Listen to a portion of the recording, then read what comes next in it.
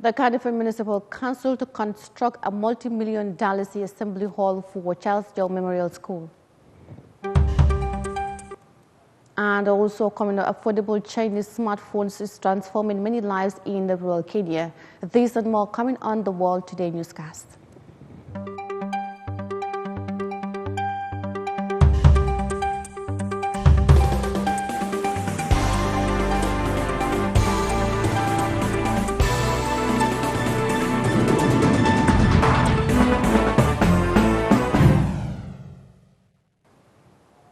Hello, and this is the World Today newscast with me, Yahya Jammeh. Thanks for joining us, and now the news in detail.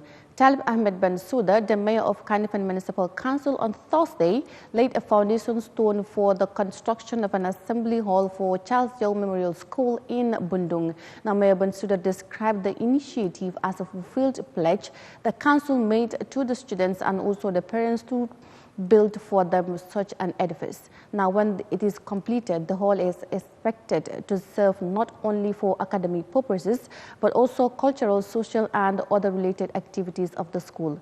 Let's hear details of that in this report. The $13 million multipurpose facility will accommodate over 1,000 seats where students can conduct their exams and other school events. Speaking at the launching ceremony, Issa Sow, the board chairman of Charles Joe Memorial, indicates that the school has been struggling with less capacity space for their students to hold examination due to limited or small spaces. Mr. Sow also said the hall will benefit the school in different ways, including academic and social gatherings. This assembly hall is going to serve as an important space not only for academic and educational purposes, but as well as social, cultural, and some other gatherings or meetings. In the case of WAS, that is the grade 12 exams and Gabeke, we have been struggling and continue to struggle. For your information, we have a little over 300 students in grade 9 and grade 12, over 600 students in grade 9. This would require nothing less than 12 to 25 classrooms if they are to sit in groups of 25 for the purpose of an examination. So this edifice is going to save us from such hurdles and make sure that the viability of our resources are sustained, and more importantly, to save us from one of the ugliest phases of such endeavors, that is examination malpractice. While commenting on the importance of the hall to school and community, the KMC mayor says the construction of the assembly hall is not a gift or a privilege, but a right of which his council has rendered to the school and students as a whole. So an assembly hall is not a gift, it is not a privilege, it is a right. And as a school of KMC, we must deliver that right to you, which is to invest an amount of $13 million to build you an assembly hall with a minimum capacity of 1,000 seaters. This project should be completed by 2024, and we hope to see you all back here to celebrate and officially launch the opening of this hall. And it's a multi-purpose hall. It is not just for assembly meetings, but we would like to see theater, we would like to see culture and arts and music and other programs that represent the diverse interests of students in the school. And I believe that is how it is designed. Mayor Bensouda also applauded the school for its brilliant track record and describing Charles Joe as one of the best schools in the country. Charles Joe is now, I think, if I'm not mistaken, the #1 school in the Gambia. The reason I say this, as a politician, we get calls all the way from Nyomi, Basse, all over the country, people who are pushing and lobbying for their relatives to come to the school. And of course, Mr. Essa is my witness. I have never pushed anyone on him. But it just shows you the school's reputation has gone beyond the region's borders. And I think it's not about the infrastructure, it's about the people, starting from the students to the parents to the administration. So I congratulate you all for building this wonderful reputation. Adama Akinta Suso, the head girl of Charles Joe, on behalf of his fellow students, expressed gratitude to Mayor Bensouda for such a great initiative for providing what she describes as a conducive hall meant for social activities. On behalf of this noble institution, I would like to thank the chief guest, Mr. Talib Ahmed Bensouda. The laying of the foundation stone of our new hall wouldn't be possible without you and your inspiring words. So for that, we are sincerely grateful. To all those present in this August gathering, I express my heartfelt gratitude. This is one of the biggest days in the history of Charles Yao Memorial Academy, because today we are about to lay the foundation of the biggest hall in the region. So for that, thank you. The acting principal of Charles Jau, Keba Tamba, also thanked the Carnival Municipal Council under the leadership of Mayor Bensouda for financing the construction of the Assembly Hall. The construction of the new school hall is being contracted to Peace Enterprise Construction with a capacity of 1,136 seats. The project is expected to be completed within 12 months, which is scheduled in the first quarter of 2024. Reporting for Eyeafrica News, I am Mariama Cham. The KMC Mayor Talib Ahmed Bensouda there laid a foundation stone for the construction of a multi-million-dollar assembly hall for the Charles Joe Memorial School in Bundung. Now, still with the news, the proliferation of the Chinese smartphones in Kenya is helping to improve the lives of many citizens, especially in the country's rural areas. Now, these latest expensive phones are positively rather impacting on the lives of many Kenyans, including some local farmers who are using their smartphone to change their living conditions. Now, this significant breakthrough has been widely embraced by the citizen, which brought different central for them. Now, here's more of that in this report. I'm in one of Kenya's remote areas of Kisumu County, and the transformation of the farmers and the people who actually reside here has been made possible by the availability of cheap and affordable Chinese phones. Economically, socially, they're actually at a level they've never thought they'd be. Maurice Sandanda is a retired teacher who has ventured into farming. He had been a teacher for more than 30 years. The introduction of affordable Chinese phones has made it possible for him to flourish even after retirement. And Danda, who is a father of 5, owns a Chinese-made techno handset, which he says has turned around his life. With a strong operating system, the phones come with pre-installed money transfer services like M-Pesa. Today you may have money. For security purposes, it's not easy to put it in your pocket. You find people helping me. For example, now I'm doing this work myself. But digging this place, there are people who did it for me. I'm only planting this because I need that skill that I've studied from the Google. But preparation, the digging and the slashing, that one is for the people. Now I don't just take money from my pocket and pay them at the end of the work. I need to, they have their phones. I transfer the money from my phone to theirs. The beauty about the availability of these phones is that anyone can own them despite the level of life, and the functionality is unlimited. Now you find that apart from Techno, the one which is now widespread here and Techno is this ITEL. ITEL is very good. Apart from these other functions at night, when you don't have the spotlight, but these phones are always there. They also use the phones to understand the weather, which aids in their farming, selling their produce online, which helps in curtailing brokers and changing how they communicate with their loved ones.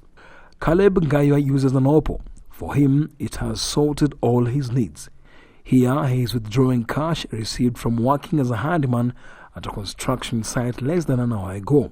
My Oppo phone has helped me send and withdraw money. I use mobile money transfers to pay school fees. There are many Chinese phones here. They're affordable and we can pay in installments, which helps a lot. According to Geopol, a pioneer in conducting remote research through mobile-based methodologies in Africa, M-Pesa holds a nearly universal market share of 98.9% of the Kenya mobile money market. Since its launch in 2007, M-Pesa and by extension other mobile money providers have contributed positively to Kenya's financial inclusion.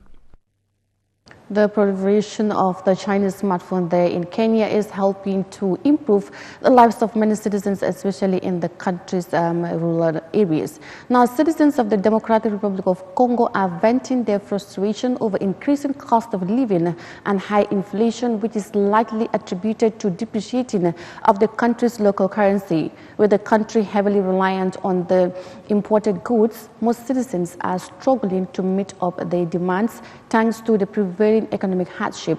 While the ongoing conflict may derail the economy, some economic watchers observe that DRC Congo's reliance on the dollar also triggered the high inflation in the Central African nation. Here is the report.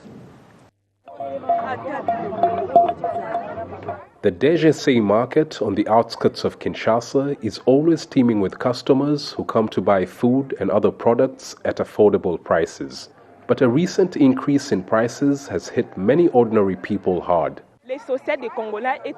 The social life of many Congolese has been totally affected by the price increase. It's a chaotic situation that's really had a negative impact on our lives. The US dollar is used for buying goods and services in the DRC, just like the country's currency, the Congolese franc. The DRC Central Bank says the Congolese franc has lost about 15% of its value against the US dollar in the last 8 weeks. And that has led to an increase in the prices of many commodities imported from abroad. Feeding ourselves has become so difficult. I'm a mother of 5. My husband is a soldier and we are suffering. Our president should help bring down the dollar rate so that we can afford to buy basics. Economic experts say the country's over-reliance on the dollar has caused inflation. Our economy is importing everything, including things we can produce locally, which means that we raise US dollars stock from exporting minerals. 90% of our exports are based on the minerals. And we actually waste these dollars in buying things which could be produced locally. The rise in prices of goods and services comes amid an increase in the purchase of arms by the DRC government to defend the country against the M23 rebels who captured several territories in eastern DRC last year. The DRC started using US dollars for domestic transactions in the 1990s after experiencing hyperinflation that was largely caused by corruption and poor governance. The continued use of the dollar has kept the economy vulnerable to changes in global commodity prices and left many low-income earners struggling to buy basic goods. Citizens of the Democratic Republic of Congo, they are venting their frustration over the increasing cost of living and high inflation likely attributed to the depreciation of the country's local currency. We'll take us to a quick break and we'll be back with more news. Stay with us.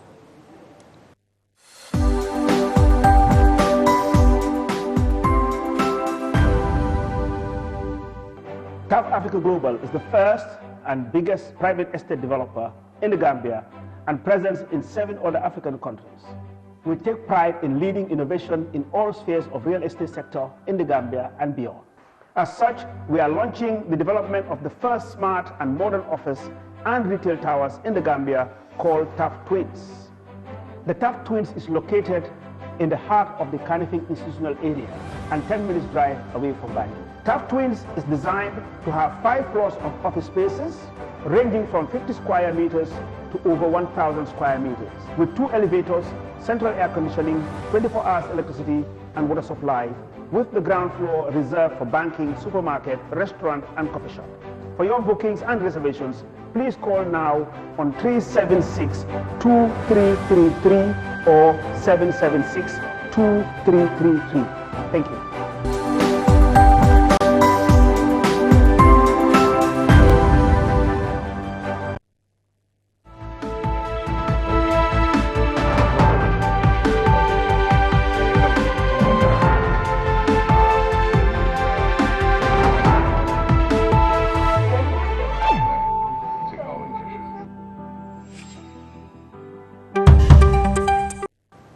Welcome back from that break. You are still watching the World Today newscast, and now to more stories. President Adam Barrow recently presided over the commissioning of 70 buses at a brief ceremony held at the Makati Square in Banjul. 11 out of the 70 new buses are designated as school buses, while the rest will be commercial services. The Gambian leaders said the buses will not only ease mobility but also create job opportunity for over 100 Gambians. Let's hear details of that in this report. The provision of the 11 new buses as an addition to the buses allocated for school transportation will help mitigate the persistent struggles students continue to face and also ensure easy and reliable transportation for school children in the country. On a daily basis, hundreds of students rely on school buses to transport them safely to and from school, but most of them would usually turn on the public commercial transport system due to the inadequate availability of buses. Speaking on the significance of the newly launched buses, Sidi Kanye, the general manager of the Gambia Transport Service Company, said the buses are a means of easing long-standing transportation challenges in the Gambia. The GTSC boss also highlights the operational plan for the buses in different parts of the country. In operating this new fleet, we plan to double our current coverage in both urban and rural Gambia. This will include our express services as well as the ordinary services. We will be flying more than 60 routes countrywide, and it is pleasing to note that half of the 60 routes will be new ones, and including Bambali to Bara, Bustown to Farafenye, Bajakunda to Koina, Brikama to Gunjur via Sifo, Jara Sukun to Kanifing, Brikamaba to Basse, Kiankarantaba to Kanifing, Janjambure to Kanifing, Faraba Banta to Kanifing, to name a few.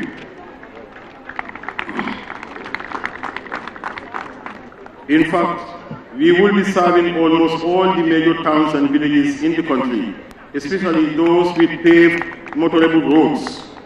One of the key government partners in the successful purchasing of the buses TK Exports, its representative said reliable and effective transportation has the potential of attracting investors and other national opportunities for the country.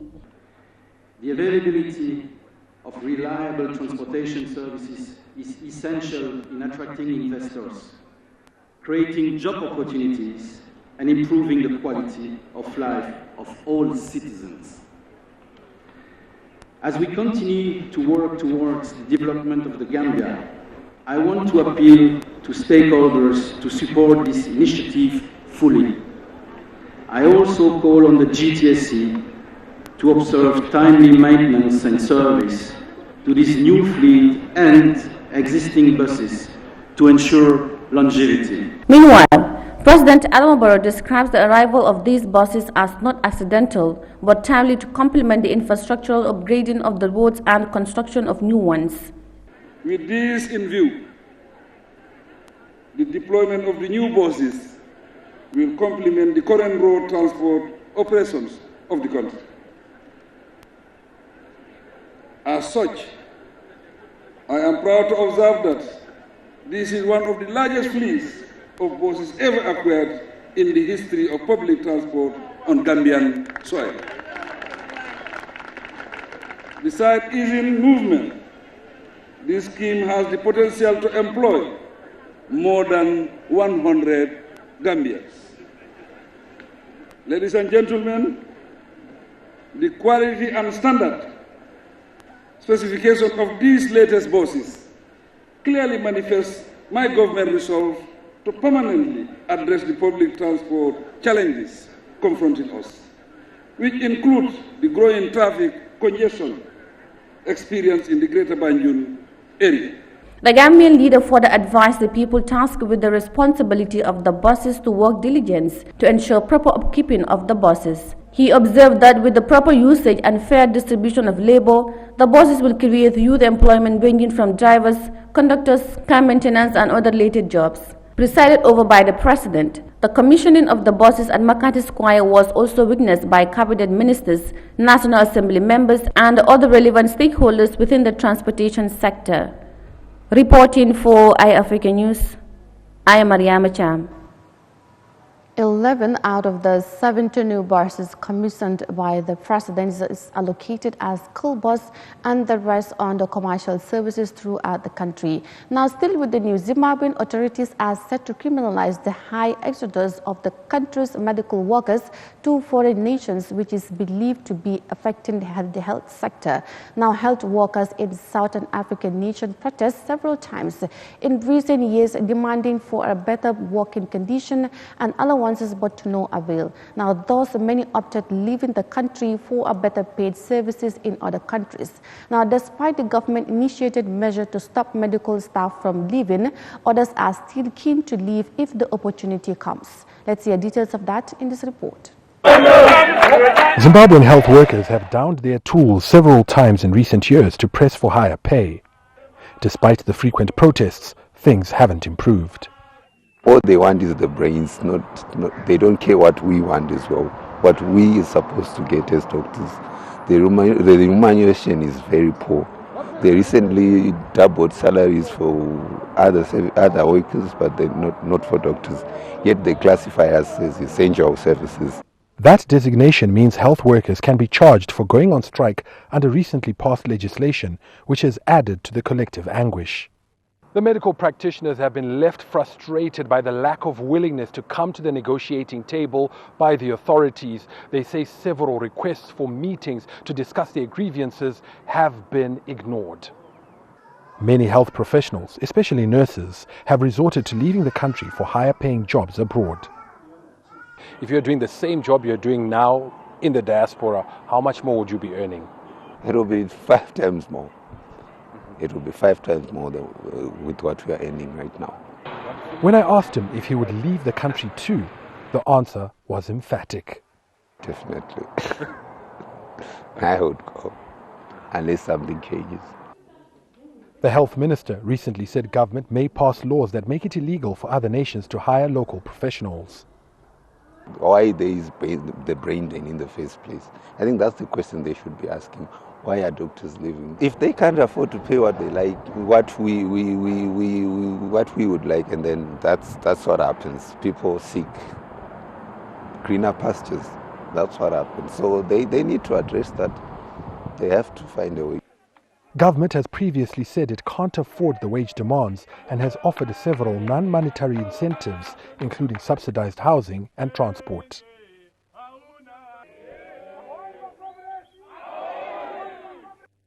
Zimbabwean authorities to criminalize the high exodus of the country's medical workers to foreign nations, on the other hand, which is believed to be affecting the sector, while the health workers are demanding for better allowances and for better wages, brings us to the end of this edition of the World Today Newscast. For more news, visit our social media handles on Facebook, YouTube and Instagram at Eyeafrica.tv. You can also follow us on our website on www.eyeafrica.tv. I am Maryama Cham. Thanks for watching and do enjoy the rest of our programs.